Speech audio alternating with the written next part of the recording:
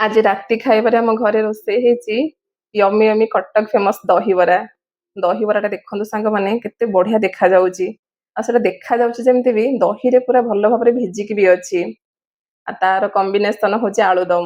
ଆଳୁଦମର ତା ଟେକ୍ସଚରଟା ଦେଖନ୍ତୁ କେତେ ଲାଲ ଲାଲ ଦେଖାଯାଉଛି। ଆଉ ତା ଝୋଳଟା ଦେଖନ୍ତୁ ତା କେତେ ମାନେ ଝୋଳଟା ବି ପୁରା ମସ୍ତ ହେଇଛି। ଏବେ କହିଲା ବେଳକୁ ପାଟିରୁ ଲାଳ ବି ଆସିଯାଉଛି। ଯେହେତୁ ଇନ୍ଦୋରରେ ବହୁତ ମାତ୍ରାରେ ଗରମ ହଉଛି ନା, ରାତିରେ ଭାତ କି ରୁଟି ଏଇସବୁ ଜିନିଷ କିଛି ଖାଇବାକୁ ବି ଇଚ୍ଛା ଲାଗୁନି, ଏତେ ମାତ୍ରାରେ ଗରମ ହଉଛି। ଏଇଥିରୁ ଟିକେ ଖାଇଦେଲେ ନା ମନ ପେଟ ଆତ୍ମା ସବୁ ଶାନ୍ତି। ଯେହେତୁ ଏଠି ଓଡିଶା ଭଳିଆ ଏଇ ସବୁ ଜିନିଷ ମିଳିବନି, ଦହିବରା ହେକା ହେଲା ଏଇସବୁ ଜିନିଷ ଏଠି ମିଳିବନି। ତେଣୁ ଯାହା ଯେତେବେଳେ ଖାଇବାକୁ ଇଚ୍ଛା ହବ ଘରେ ବନେଇକି ହିଁ ଖାଇବାକୁ ପଡିବ। ମୁଁ ପ୍ଲେଟରେ କିଛିଟା ଦହିବରା ନେଇଗଲି, ତା ଉପରେ କିଛିଟା ଆଳୁଦମ ସଜେଇଦବା। ଅଲରେଡି ରିସି ଖୁସି ଖାଇକି ସେମାନେ ଫିଡବ୍ୟାକ୍ ବି ଦେଇ ସାରିଲେଣି କେମିତି କଣ ହେଇଛି ବୋଲି। ଆଉ ଦେଖନ୍ତୁ ଆଳୁଦମ ଟା ପକେଇଦେଲେ ପ୍ଲେଟ ଟା ଦେଖିଲେ ଏବେ ବି ଦେଖୁଛି ନା ବାଟରୁ ଲାଳ ଆସି ଯାଉଛି ଏଡିଟିଂ କଲା ବେଳେ ଭିଡିଓଟା।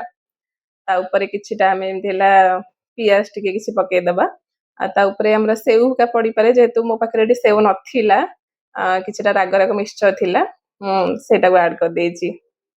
ଖାଇକି ସାଙ୍ଗମାନେ ଦେଖିପାରୁଥିବେ ମୋ ମୁହଁରୁ ଯେ ନାହିଁ ଦହିବରାଟା ଆକ୍ଚୁଆଲି କେତେ ଟେଷ୍ଟି ହେଇଥିଲା। ବରାଟା ପୁରା ମାନେ ପଡୁ ପଡୁ ପାଟିରେ ମାନେ ମିଳେଇ ଯାଉଥିଲା।